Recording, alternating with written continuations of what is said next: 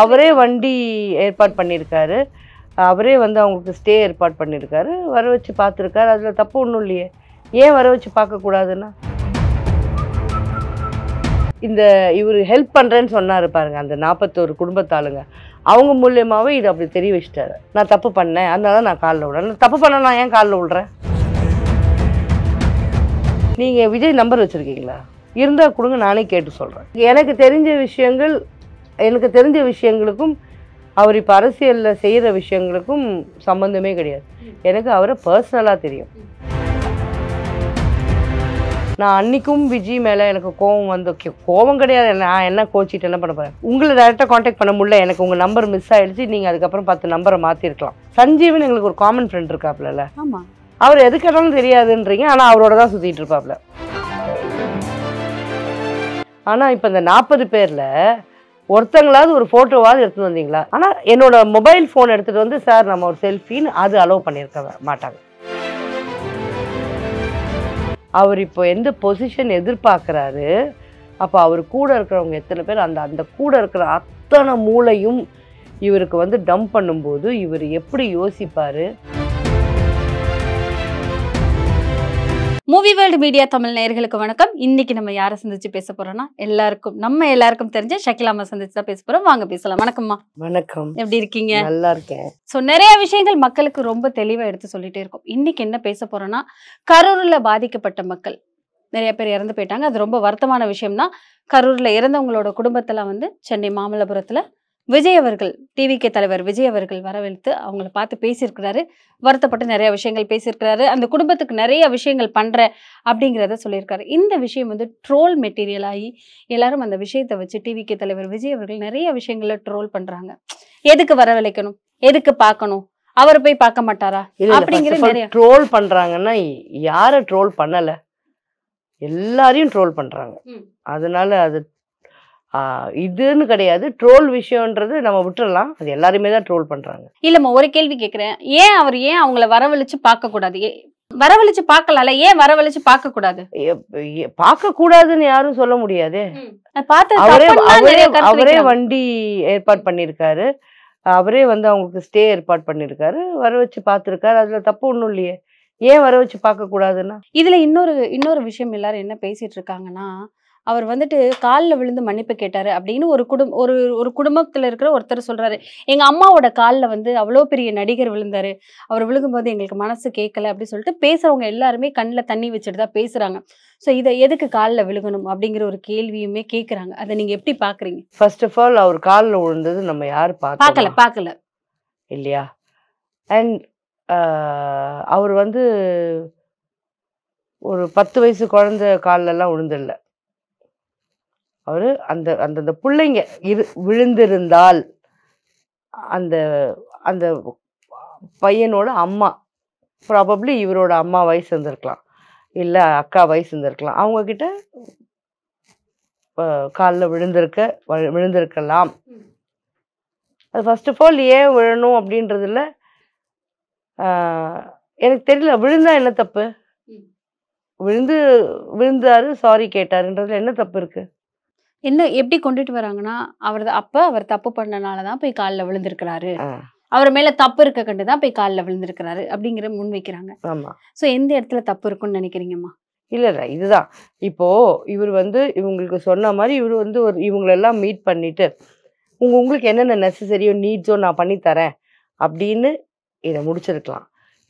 இவரு காலில் விழுந்தாங்கன்னு இப்ப வந்து வெளில சொல்றாங்க பாருங்களேன், அவங்க மூலமா நமக்கு என்ன தெரியுது, இவர் தப்பு பண்ணியிருக்காரு, அதனாலதான் காலில் விழுந்திருக்காரு. இதை வந்து இவர் ஹெல்ப் பண்றேன்னு சொன்னாரு பாருங்க, அந்த 41 குடும்பத்தாளுங்க, அவங்க மூலியமாவே இது அப்படி தெரிய வச்சுட்டாரு. நான் தப்பு பண்ணேன், அதனால நான் காலில் விடுறேன். தப்பு பண்ண நான் ஏன் காலில் விடுறேன்? புரியுது. தப்பு பண்ணிருக்காரு, அது இப்ப அவரே அப்படி கிரியேட் பண்ணிக்கிட்டாருல்ல. எல்லாருக்கும் தெரியும், அவருக்கும் தெரியும். இப்ப வந்து சிபிஐல கேஸ் நடந்துட்டு இருக்கு, கோர்ட்ல இருக்கு. ஸோ யார் தப்பு பண்ணாங்க என்னன்றது இன்னும் நமக்கு வெளியே சொல்லல. அதுக்குள்ள இப்ப இவர் ஏன் இந்த அவசரப்பட்டு ஒரு விஷயம் சொல்றாருல்லம்மா, என்னோட மன திருப்திக்காக என்னால மனசு கேட்கல, என்னால இவ்வளவு பேர் இறந்து போயிட்டாங்கன்னு சொல்றாங்க, எனக்கு மனசு கேட்கல, அந்த ஒரு விஷயத்துக்காக எனக்கு தோன்றதை நான் அந்த மக்களுக்கு செய்யறேன். நீங்க வந்து ஆமா உங்களோட பணம் தாங்க, நீங்க வந்து பணத்தை நீங்க கொடுக்குறீங்க, அதுல இருக்கிற ஒருத்தரோட குழந்தைய படிக்க வைக்கிறேன்றீங்க, அதெல்லாம் பண்ணுங்க. இப்ப இந்த கால்ல விழுந்த மேட்ரு ஏன் வந்தது? அது அன்னெசரியா செஞ்சுக்கிட்டு ஒருவேளை யாராவது சொல்லி கொடுத்து அவங்க பேசியிருப்பாங்களோ? அவருக்கு எல்லாமே சொல்லி கொடுத்தானமா அவர் இப்ப செஞ்சுட்டு இருந்தாரு. எல்லாமே சொல்லி கொடுத்தாரு. யார சொல்றீங்க? யார் சொல்லி கொடுத்து அந்த மாதிரி இது பாருங்க, நான் வந்து அப்படி இன்னாருன்னு சொல்லிட்டு மத்தவங்க மாதிரி நான் பேரெல்லாம் நான் எப்பவே சொல்லியிருக்கேன். நான் ஒரு கட்சியிலே இருந்தாலும் நான் வந்து ஆப்போனன்ட் கட்சிக்காரங்களை இவங்க இது அவங்க அதுன்னு நான் பேச மாட்டேன்னு. ஸோ இது நான் சொல்ல தேவையில்லை, எல்லாரும் பேசுறாங்கல்ல. யார் யார் அவருக்கு சொல்லி கொடுக்குறாங்க, ஸ்கிரிப்ட் எழுதி கொடுக்குறாங்க, டைலாக் எழுதி கொடுக்குறாங்க. ஒருவேளை சிம்பத்தி கிரியேட் பண்றதுக்காக இப்படி பண்ணலாம் அப்படின்னு சொல்றேன். ஏன் ஒரு போட்டோ வெளியில வரல? ஏன் அவரோட அந்த பவுன்சர்ஸ் யாருமே அங்க இல்ல? இப்ப மட்டும் எங்க தைரியம் வந்தது? என் வீட்டுல ஒருத்தவங்க செத்து போயிட்டாங்க, நீங்க என்ன கூப்பிடுறீங்க? எனக்கு செம்ம காண்டில் இருக்கிறேன் நான். ஏன்னா நீங்க பணம் தான் கொடுக்குறீங்க, நான் பணத்தை வாங்கிட்டு உங்களை ஒரு அறை விட்டுனா நீங்க என்ன பண்ணுவீங்க? அந்த கேள்வி மக்கள் தானே கேட்கணும். ஏன் மக்கள் எதுக்கு பார்க்க வந்தாங்க? என்னோட கேள்வி. இப்ப அந்த 41 குடும்பத்தோட மக்கள்ல ஒரு குடும்பம் மட்டும் அந்த பணம் வாங்கல. நான் என்ன கேட்கிறேன், இரு நான் சொல்றேன். இப்போ நான் ஒரு அறை விட்டேன்னா என்ன பண்ண முடியும்? அவர் ஒருத்தர் தான், நான் என் குடும்பத்தோட 4 பேரோட போயிருக்கேன். இந்த அறை வாங்கினது இவர் மறைச்சுதான் அவனை வெளில வந்து சொல்ல முடியாது. கண்டிப்பாமா, அதையும் ஒருத்தர் சொல்லியிருக்காரு. அவர் தனியா தான் வண்டிக்குள்ள வந்தாரு, வந்து மன்னிப்பு கேட்டாரு. நாங்க என்ன வேணாலும் பண்ணிருக்கலாம், ஆனா உள்ள வந்து எங்க காலில் வந்து மன்னிப்பு கேட்டாரு அப்படிங்கிறத சொல்லியிருக்காரு. டிஃபரன்ஸ் சொல்லியிருக்கிறாங்க. இவ்வளவும் வெளில நின்று இவ்வளோ மீடியாவை வச்சு இத்தனை கேமரா வச்சு பண்றவர், இதையும் ஒரு கேமராவா வச்சு இவங்க மன்னிப்பு அட்லீஸ்ட் பேசுற மாதிரி, அட்லீஸ்ட் ஒரு செக் கொடுக்குற மாதிரி இந்த மாதிரியாவது பண்ணிருக்கலாம்ல. இப்ப மட்டும் ஏன் இவ்வளோ ஒரு சீக்ரசி மெயின்டைன்? ப்ரொடெக்ஷன் எங்க இருக்கு? ப்ரொடெக்ஷன் ஆளுங்கெல்லாம் யாருமே இல்லையாமே, இப்ப மட்டும் ஏன் சீக்ரசி? இதுக்குள்ள அரசியல் இருக்கும், ஏதோ ஒரு இல்ல இன்னொன்னு சொல்றேன். ஒருவேளை இப்போ வந்து இவர் காலில் விழுற மாதிரியோ இல்லைன்னா அப்படி கட்டி பிடிக்கிற மாதிரி, வயசானவங்களை கட்டி பிடிக்கிற மாதிரியோ இல்லை இவர் அழுதா மாதிரியோ இதுவும் வந்து டிராமான்றவீங்க. அவர் என்னதான் செய்யணும்னு எதிர்பார்க்குறீங்க? அதே கேள்விதான். அவர் என்னதான், ஏன்னா என்ன செஞ்சாலுமே வந்துட்டு எல்லா கட்சியுமே எடுத்துக்கலாம். இப்போ டிவிகே தலைவர் விஜய் அவர்கள் கட்சி தொடங்குறேன், கட்சி ஆரம்பிக்கிறேன், கட்சியோட கொடியை அறிமுகப்படுத்துறேன், கட்சியில வந்துட்டு நிர்வாகிகள் பொறுப்புல எல்லாத்தையும் போடுறேன்னு சொல்ல ஒவ்வொரு விஷயமே வந்து பெரிய அளவுல பேசு பொருளை எடுத்தப்பட்டு எல்லாருமே அதை பத்தி பேசுறாங்க. ஸோ எல்லாருமே எல்லாரோடையுமே இணைச்சுக்கிறாங்க டிவிகே தலைவர் விஜய் அவர்களை. அப்ப அவரை பார்த்து பயந்துட்டாங்கன்னு தானே அர்த்தம்? இருக்கலாம். ஆனா அவரு தனியா இருந்தா அவரை பார்த்து பயப்படுவாங்களான்னு எனக்கு தெரியாது. அவரு யாரோடய சேர்ந்தா கண்டிப்பா பயம் வர வாய்ப்பு இருக்கு. இப்போ இந்த கேஸ் கூட சிபிஐக்கு மாற்றப்பட்டிருக்கு. அந்த சிபிஐக்கு மாற்றப்பட்டது கூட எல்லாரும் என்ன சொல்றாங்கன்னா, பிஜேபி இதுக்குள்ள தலையிட்டு இருக்கு, அதனால தான் சிபிஐக்கு மாற்றப்பட்டிருக்கு. விஜய் அவர்கள் இபிஎஸ் அவர்களோட, அதாவது ஏடிஎம்கே கூட இணைக்கிறதுக்கு நிறைய வாய்ப்புகள் இருக்கு அப்படிங்கிற மாதிரியும் சொல்றாங்க. அதை நீங்க எப்படி பாக்குறீங்க? ஒருவேளை இபிஎஸ் அவர்களோட போய் இணைஞ்சிட்டாருன்னா எப்படி இருக்கும்? இப்போ அவங்க மைண்ட்ல என்ன இருக்குன்னு தெரியாம நம்ம ஏன் இதெல்லாம் டிஸ்கஸ் பண்ணிட்டு இருக்கோம்? வெளியே வந்தாதான் தெரியும். எதுவா இருந்தாலும் இன்னும் எலெக்ஷனுக்கு டைம் இருக்கு, அப்பதான் தெரிய வரும். இப்போ நம்ம இதெல்லாம் பேசி நம்ம எனர்ஜியை வேஸ்ட் பண்ணிட்டு ஒருவேளை அவர் சேராம இருக்கலாம், சேர்ந்துட்டா அன்னைக்கே நம்ம பேசிக்கிட்டோம்லாம். அப்போ அன்னைக்கு உங்களுக்கு யார் இந்த ஐடியாலாம் கொடுத்ததுன்னா நானும் நீயும் மட்டும் இல்லை ஷைலு, இது வந்து எல்லாருமே பேசிட்டு இருக்காங்க. ஸோ திரும்ப திரும்ப அதே விஷயங்களை பத்தி அவர் அங்க சேர்ந்துட்டா எப்படி இருக்கும்? அது சேர்ந்ததுக்கு அப்புறம் தானே தெரியும். கண்டிப்பா. அதுக்கு முன்னாடி இது இப்படி இருக்குமோ அது அப்படி இருக்குமோ நம்ம ஏன் பில்டப்பு, நம்ம ஏன் யோசிச்சுக்கணும்? ஸோ இதுக்கப்புறம் விஜய் அவர்களோட அடுத்த கட்ட நகர்வு என்னவா இருக்கும்னு நினைக்கிறீங்க? ஏதாவது யூகிக்க? நீங்க விஜய் நம்பர் வச்சிருக்கீங்களா? இருந்தா கொடுங்க, நானே கேட்டு சொல்றேன். சொல்லுங்க விஜய், அது அடுத்த நடவடிக்கை தெரியலமா? அவரை பத்தி உங்களுக்கு தெரியல? எனக்கு தெரிஞ்ச விஷயங்களுக்கும் அவர் இப்ப அரசியல்ல செய்யற விஷயங்களுக்கும் சம்பந்தமே கிடையாது. எனக்கு அவரை பர்சனலா தெரியும். அந்த விஷயங்கள்லாம் கேட்டீங்கன்னா பர்சனலா அவர் என்ன சாப்பிடுவாரு, அவர் ஹேங் அவுட் பிளேஸ் எது, இந்த கதைகள்லாம் எனக்கு தெரியும். இப்ப நேர்ல போய் அவரை சந்திக்கணும்னா எங்க சந்திக்கணும்னு கூட எனக்கு தெரியாது. கூடவே இருக்க சஞ்சீவ் கிட்ட கேட்டா அது வந்து எனக்கே கரெக்டா தெரியல அப்படின்றாரு. அட்லீஸ்ட் நான் திரும்ப திரும்ப கேட்கறது தான். நான் அன்னைக்கும் விஜய் மேல எனக்கு கோவம் கிடையாது. நான் என்ன கோச்சிட்டு என்ன பண்ண போறேன்? அதாவது உங்களை டைரக்டா கான்டாக்ட் பண்ண முடியல, எனக்கு உங்க நம்பர் மிஸ் ஆயிடுச்சு, நீங்க அதுக்கப்புறம் 10 நம்பரை மாத்திருக்கலாம். சஞ்சீவன் எங்களுக்கு ஒரு காமன் ஃப்ரெண்ட் இருக்காப்ல, ஆமா, அவர் எது கேட்டாலும் தெரியாதுன்றீங்க, ஆனா அவரோட தான் சுத்திட்டு இருப்பாப்ல. அப்போ நாங்கெல்லாம் யாரு? நான் வந்து இப்போ பொது ஜனமா? பொது ஜனம்தான். ஆனா உங்களுக்கெல்லாம் நான் வந்து 25-30 வருஷம் முன்னாடியே நம்மலாம் ஒண்ணா ஒர்க் பண்ணியிருக்கோம். கண்டிப்பா. எனக்கே உங்களை எப்படி காண்டாக்ட் பண்றதுன்னு தெரியல. அப்புறம் நம்ம ஷைலு எப்படி காண்டாக்ட் பண்ணும்? ருஜன்யா எப்படி காண்டாக்ட் பண்ணுவா? எப்படி பண்ணுவா? அவரே கூப்பிட்டு 5 ஸ்டார் ஹோட்டல்லையோ 7 ஸ்டார் ஹோட்டல்லையோ அகாமடேஷன் கொடுத்துருக்காராம்ல. ஆமா. அவரா கூப்பிட்டா தான் நம்ம போய் பார்க்க முடியும். இந்த விஷயமா நான் வந்து அவர் கூட நிறைய படங்கள் நடிச்ச ஒரு அண்ணா, நான் அண்ணான்னு கூப்பிடுறேன். அவர்கிட்ட கேட்டால் அவர் கூட அதான் சொன்னாரம்மா, ஃபஸ்ட்டு இதுக்கு என்னை கூப்பிட்டாங்கம்மா, அடுத்ததுக்கு எனக்கு ஒன்றும் சொல்லலை, சொன்னால் நான் ஒரு வேலை போகலாம். அந்த அளவுக்கு தெரியல. இப்படி ஒரு மூடி மறைச்சி யாரை தாண்டி யார் எனக்கெல்லாம் கோவப்படுற 100% ரைட்ஸ் இருக்கு. எனக்கு அவங்க மேக்கப் மேன் நாகராஜ் தான் எனக்கு வந்து ஒரு ஃபோட்டோ ஷூட்டுக்கு வந்து மேக்கப் போட்டதே. அந்த காலத்துலேருந்து எனக்கு தெரியும். இவங்க கம்பெனிக்கு, அவங்க அப்பா கம்பெனிக்கு வேலை செஞ்சது ஜேபி அண்ணா தெரியும். எல்லாரையும் எங்களுக்கு தெரியும் தான். தெரிஞ்சு யாரு கேட்டாலுமே பக்கத்தில் போக முடியாது, பேச முடியாது, தெரியாது. அவரை பேச மாட்டாரா? என்னோட கேள்வி. விஜய் அவர்கள் பேசுவாரா எல்லார்கிட்டையும்? நீங்க பேசி பழகிருப்பீங்களா? இப்ப எல்லாரும் கேட்டா அவர் ரொம்ப சைலண்ட், நல்லா பேசுவார். ரொம்ப ரொம்ப நல்லா பேசுவார். செம்ம காமெடியா பேசுவார். செம்மையா வெறுப்பேற்றுவார். மேபி அவர் வளர வளர அந்த ஒரு அப்படி ரிசர்வ்டா இருந்தால் ஒரு மரியாதை அப்படின்னு அவர் நினைச்சிருக்கலாம்.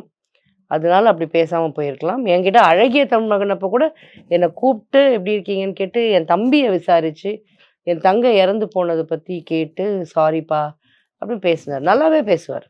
நல்லா பேசுவார். எனக்கு தெரியும், நாங்க அந்த காலத்துல ஃப்ரெண்ட்ஸ். அதனால என்கிட்ட பேசுவார். திடீர்னு உங்ககிட்ட பேச சொன்னா அவரு நானே யோசிப்பேன்ல, திடீர்னு தெரியாதவங்க கிட்ட ஹலோ என்னன்னா அவர் அந்த ஹலோ கூட சொல்ல மாட்டாராம். ஓகே, இதுல நான் கேட்க வந்த கேள்வி, இப்ப தெரியாதவங்க கிட்ட நான் ஹலோ கூட சொல்ல மாட்டேன், எதுவுமே பேச மாட்டேன், ஒன்று தெரியாதவங்ககிட்ட எப்படி பேசுவாருன்னு கேட்கும்போது எப்படி அவர் உள்ள காலில் விழுந்திருப்பாரு அப்படிங்கிற ஒரு கேள்வி வருது. காலில் விழுந்துட்டாரு எங்களுக்கெல்லாம் வந்துட்டு ஆக்சுவலா நிறைய பேர் அது வெளியில வந்து சொல்றாங்கம்மா, அவ்வளவுதானம்மா. யாரும் பார்க்கல, யாரும் ஒருத்தவங்க ப்ரூவ் பண்ணிக்கல. அப்போ முன்னாடியே உங்களோட செல்போன்லாம் பிடுங்கி வெளில வச்சுதான் அனுப்பிச்சிருக்கிறாங்க உங்களை. அதுவும் அண்டர்ஸ்டுடா?